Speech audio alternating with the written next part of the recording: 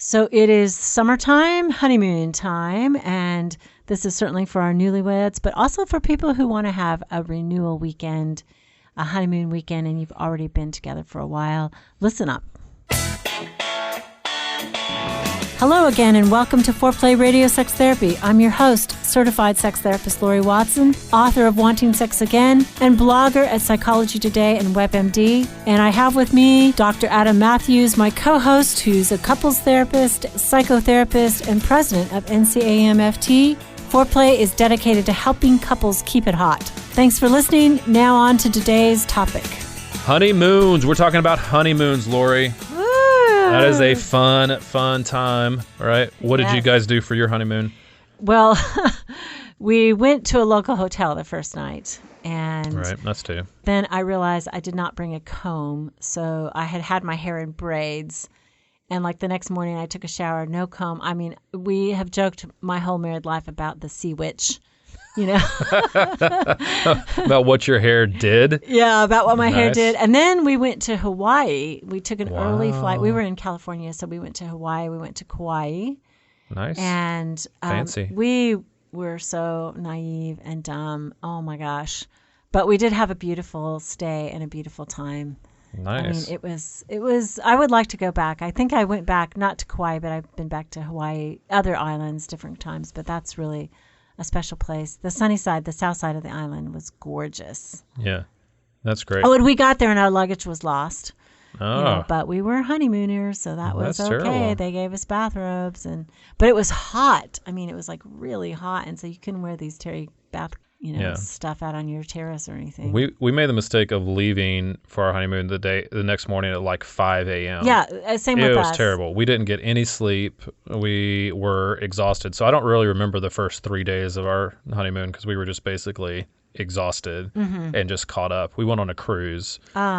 We did way too many things, but I enjoyed the food, and I lost like $100 at the casino. It was terrible. Like in 5 minutes. I do have a strong opinion about honeymoons. That I think you should go somewhere where you kind of stay put and you're relaxed. I know people do these huge destination honeymoons where they travel Europe and the most exotic kind of thing, and active honeymoon. But I really think a honeymoon should be a sex vacation. It should be time that you set aside, that you just have gobs and gobs of time to make love and enjoy each other in a sensual way, eating out, like you said, enjoying food, wine, and your bodies. Yeah, I agree. It should be restful. It shouldn't be something where you are running from site to site, sightseeing and climbing mountains and doing all that kind of stuff. Like that stuff, there's other times for that. But I definitely agree that it should be what it is. It should be about the two of you resting, sex, good food. And like you said, the first 3 days you barely remember because you were probably exhausted from the wedding, and I was in a different time zone, so that screwed things up. Yeah, and I think that we like the idea of these big once-in-a-lifetime type trips, but it's a once-in-a-lifetime opportunity for the two of you to be together, to be intimate, to just be with each other. And it's a great way. It can start your marriage off in a great space. It can be a great foundation for your marriage going forward.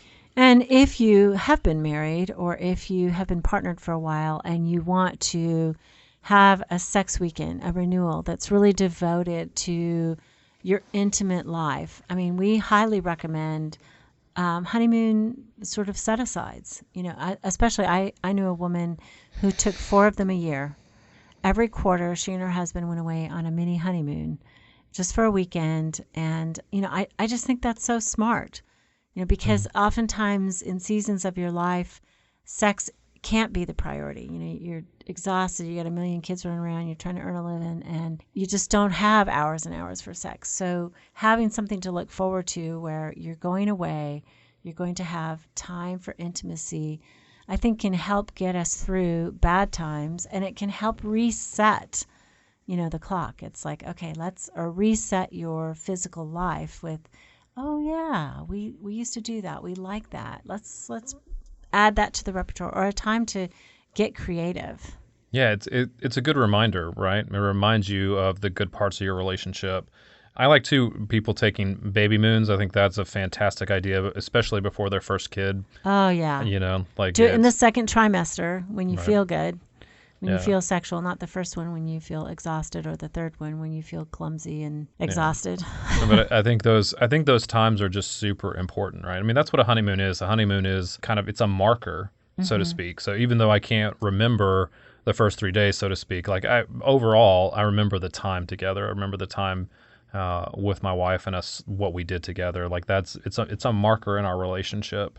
And it's one of the very in the very beginnings of our relationship as well. I think you need a honeymoon if you sense emotionally that your lover is preoccupied.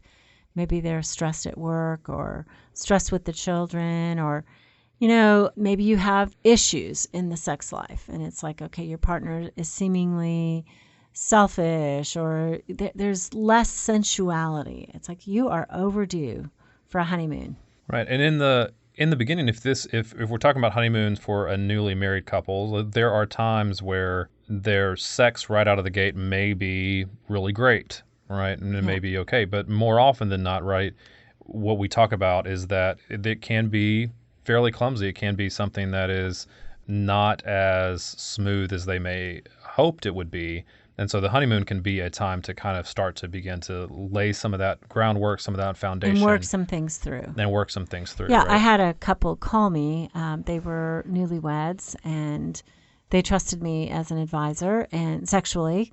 And they called and they said, okay, we have now been on the honeymoon for 3 days. We have done it 3 times, and we don't get it. Like, why are people so excited about sex?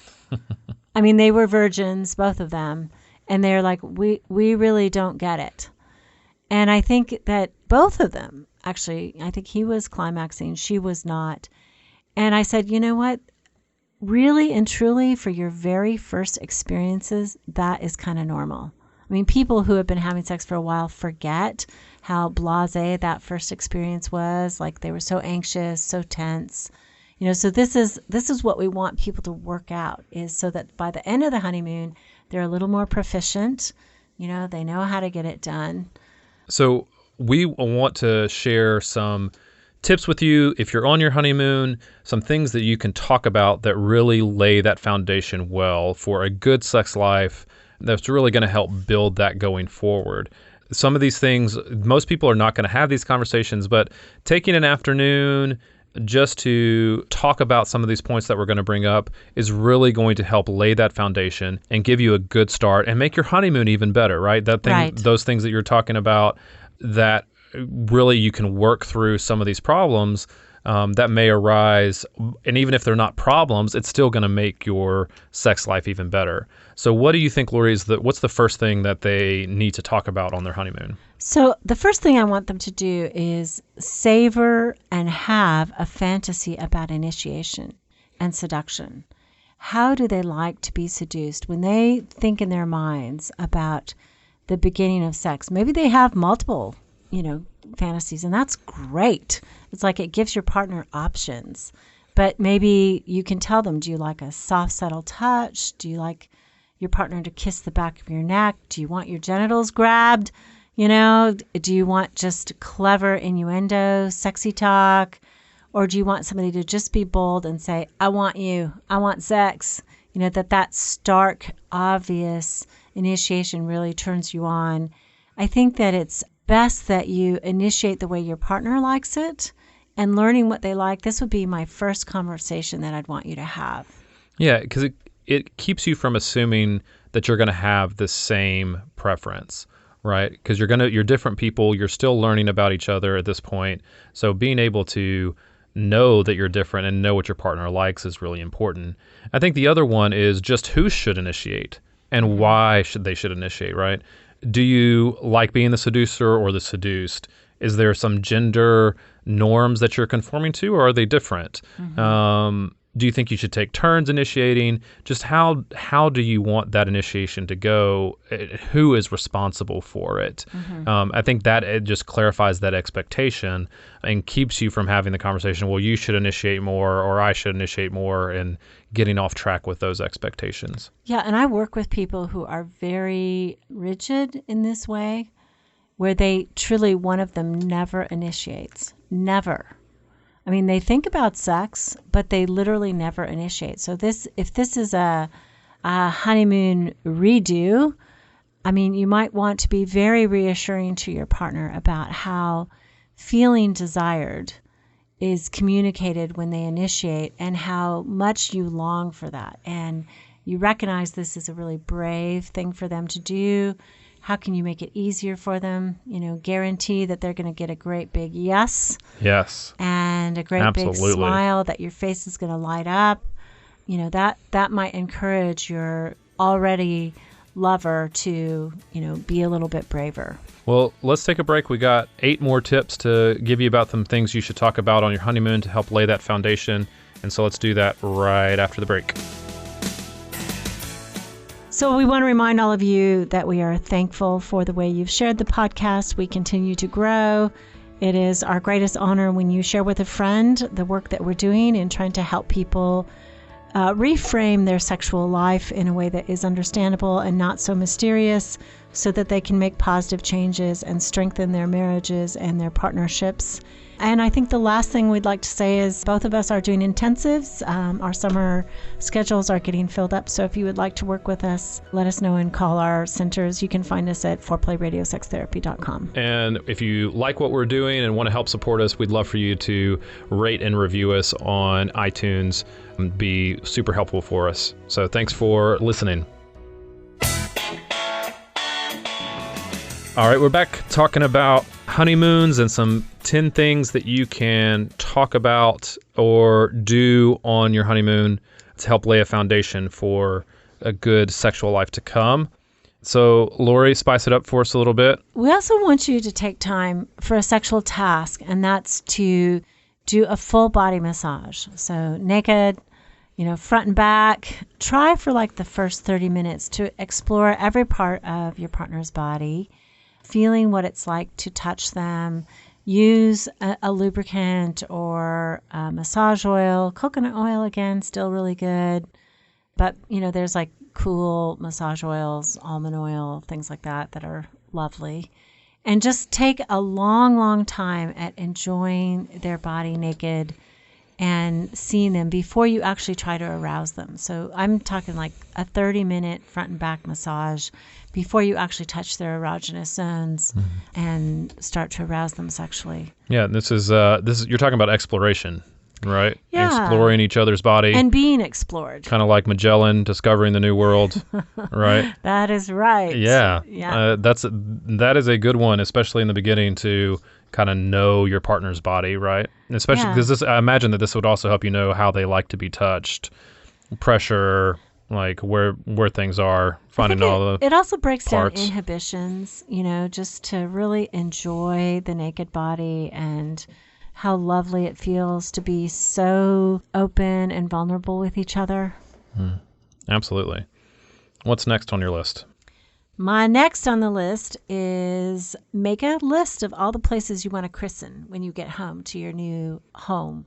So, it doesn't have to be the master bedroom, although the master bedroom should be decorated first in the house, but make a list together of, we're going to do it here, we're going to do it there, we're going to do it in the backyard on the trampoline. That was my favorite. I mean, I feel like the list is already made, isn't it? Just every single space in the house that you can possibly find. Is that not? That is the list. Is that not the list? Adam's list. Yeah. I mean, just every single space. The couch, the chair, the kitchen table, the dryer, the counter, the garage. The dryer. Yeah, that's a good one. Everybody Everybody talks about the dryer. Right. Woohoo! Okay. All right. On the back porch, if the lights are dark and nobody can see you, you do not want to get in trouble of exhibitionism. That is not a fun honeymoon. Right. That's why. Experience. That's why you have a fence. That's right. That's why 7 you feet have high. a fence. Okay. Okay. Then I would suggest that you try oral sex with a flavored lubricant. And people ask, well, why do you need that? Oral sex is just great just by itself. But actually, it is a fun sort of experience because oftentimes these lubricants like give you kind of almost like the way a lemon does on the back of your mouth that gives you more saliva. They're super sweet. And so that can be a really fun experience. On your honeymoon, you just want to knock it out of the park, right? You want to do crazy stuff that you wouldn't do every day of the week, or you want to do all kinds of fun things. Well, things like that set a precedent too. Like, I think most people don't recognize that in the beginning of your relationship, you are setting a lot of precedents for how things are going to go. And once those get set, they're very hard to break. They're almost like habits. So I think what you're talking about too is your honeymoon is a place for you to experiment with a lot of different things, so that you're setting that precedent that you're going to be experimenting for years to come. You're going to be trying new things. You're going to be playful. You're going to be playful. And so a flavored lubricant, oral sex with a flavored lubricant, is one of those things that you can try that just starts things off on a good note. Yeah. Also, it should be noted that Siri just tried to Google flavored lubricant for me for some reason. Okay, and good. And we actually have a source for you. Patricia Huerta sells Pure Romance, and we're going to link you to her on our page, and the particular lubricant that we have all taste tested and thought was really good. And we don't get anything for this. This is just for Patricia. So thanks, Patricia, for all that you do. She sells all kinds of fun stuff, and she's a reliable source and a lovely person. Yeah. So the next on the list is to do it in every position. Yes. I think this is a great tip, right? Because a lot of people, depending on how experienced you are, there may be a lot of positions that are new to you. And one, we have a great podcast on sexual positions that you should go and listen to. It's some of our favorite. But then also, like, I think depending on your experience level, your knowledge level, like, there are plenty of books out there that will help, like, give you different positions to try. And again, this is experimenting, this is fun, this is seeing what works, and because that's going to also help you know what works best for you guys. And I think that also when you've been having sex for a long time, if this is your remoon, right? This is your remoon. You get stuck in a rut. You like do the same thing because it works and it's efficient. And this is a time to be sensual and try all kinds of wild, crazy stuff. From behind, from on top, swinging from the chandeliers. It's like in the chair, on the ground, legs up, whatever, who's on top, who's on bottom. It's really a time to have fun and try out a bunch of different stuff. Absolutely. So I like the next one too. Tell me about finding a mutual erotic language, Laurie. Well, I think this is so important, and we talked about it before, but what kind of things do you like? I know that some people think dirty terms like, throwing the F-bomb is really exciting, and other people think that is immoral. Sometimes people think that words that I wouldn't even consider as a dirty term, they think it's horrible. So you want to make sure that you're using a language that is sexy, personal. I love it when people name each other, name their parts, and it becomes this really secret language. That's kind of fun. Yeah. I think I would add to that just noise and sounds as well. There's a lot of kind of surveys out there where say that people find it more erotic just even when they hear their partner moan, when they hear their partner making noise, and it gives them a lot of freedom as well. So I would add that to what you're talking about as well. Right. Silent orgasms are not as good. That's right. Yeah. You got to make some noise. Yeah, and it's good to let those people next door on the cruise ship know that what's going on in there and that they should just leave you the hell alone. Yeah. Okay, so we want to also learn, another step is learn how to communicate your ideas for sex du jour. Like, what do you want? And how do you communicate that? I think as lovers, you kind of tend to know, but if you are new lovers or if you're in that boring sort of stage, not putting much effort into your sex life, like, let's name them, right? Put it on a list, quickies, rough and tumbles, tantric sex. Ooh, we should do a podcast on tantric sex. Prolonged orgasm, that's what it is essentially. Is it going to be an oral sex only night, or is it a romantic night, or are you going to dress up and role play and have fun, or is this just like serious, intense sex? Quiet. You have on here quiet, serious sex. I don't, like, is just everybody? I just picture everybody scowling and being really firm, and I guess that can be fun. That can be fun too. I'm okay with that. You could go with it now that you think about it. No, I'm thinking about it. Serious sex. Well, that's fun. I think there was probably some moment, the reason I put it down, where, my husband just looked me in the eyes, and it was just this deep connection. It wasn't playful. It wasn't particularly sexy. It was just dead on him and me. I don't know. And so that's why I put that in there. I like it. Serious sex and quiet sex. Yeah. Very good. Sometimes. Yeah, but you need that shorthand to know what you're wanting and to be able to communicate that well. Try all of these during your honeymoon. Or your remoon. I like remoon, right? I mean, I don't know. I like honeymoon part 2. since you're going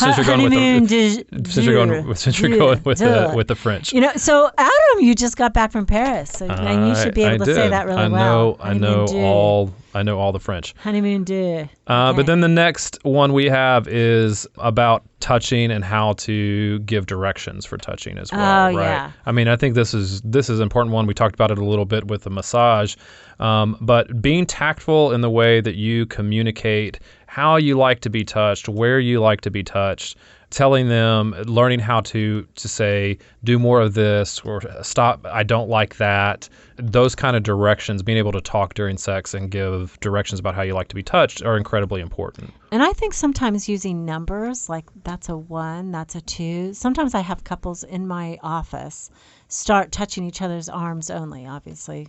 No sexual touching in a therapist's office. But I have them touch each other's arms and just rate, is it a 1 or is it a 5? And that sometimes the numbers, I'm a number person. I really like things rated and ranked. Mm-hmm. And that helps me know if it's good or if it's not, and at what stage it's good or it's not.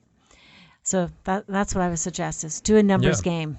Touch each other and try to rate it with a number. And the last one we have on here, which I think is just really important, is laughing at yourselves, right? I mean, this is just something, sex can be awkward, embarrassing. There's hurtful things that happen in the bedroom, frustrating. It doesn't always go as planned. And just the ability just to laugh at yourself and with each other, it's going to just help it make it more relaxing and much more enjoyable.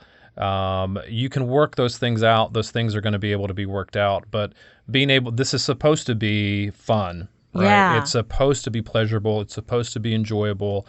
It's not always going to go perfectly. Just keep that in mind. Even whether you're doing your first honeymoon or a remoon or a baby moon or whatever kind of moon is happening, all right, it's supposed to be enjoyable and it's supposed to be fun. So laugh at yourself more often than not. Yeah, don't take it so seriously. You have time to work this stuff out. So whatever moon that you're on, we wish you all the best. Enjoy it. Have lots of sex. Experiment a whole lot. And just have a good time. Good luck, everybody. You can now call in your questions to the Foreplay question voicemail. Dial 833-MY-4PLAY. That's 833-4-PLAY. And we'll use the questions for our mailbag episodes. Hey, help us stay on top here at Foreplay. We'd love it if you would subscribe and share it with your friends. And please take 1 sec and rate and review us. Thanks so much. All content is for entertainment purposes only and should not be considered as a substitute for therapy by a licensed clinician or